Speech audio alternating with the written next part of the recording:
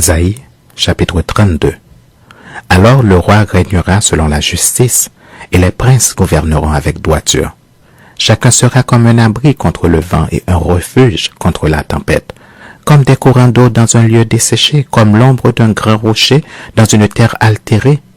Les yeux de ceux qui voient ne seront plus bouchés, et les oreilles de ceux qui entendent seront attentives. Le cœur des hommes légers sera intelligent pour comprendre, et la langue de ceux qui balbutient parlera vite et nettement.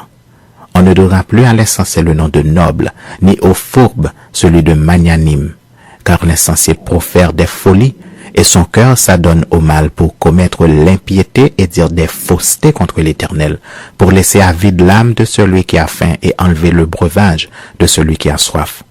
Les armes du fourbe sont pernicieuses. Ils forment de coupables desseins pour perdre les malheureux par des paroles mensongères, même quand la cause du pauvre est juste. Mais celui qui est noble forme de nobles desseins, et il persévère dans ses nobles desseins. Femme insouciante, levez-vous, écoutez ma voix, fille indolente, prêtez l'oreille à ma parole.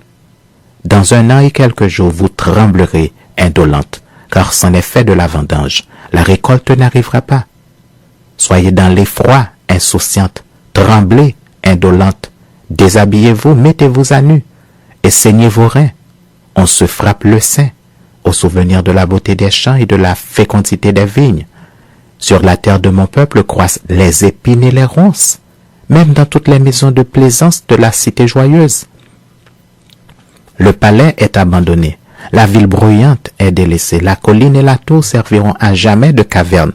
Les ânes sauvages y joueront, les troupeaux y paîtront, jusqu'à ce que l'esprit soit répandu d'en haut sur nous, et que le désert se change en verger, et que le verger soit considéré comme une forêt. Alors la droiture habitera dans le désert, et la justice aura sa demeure dans le verger.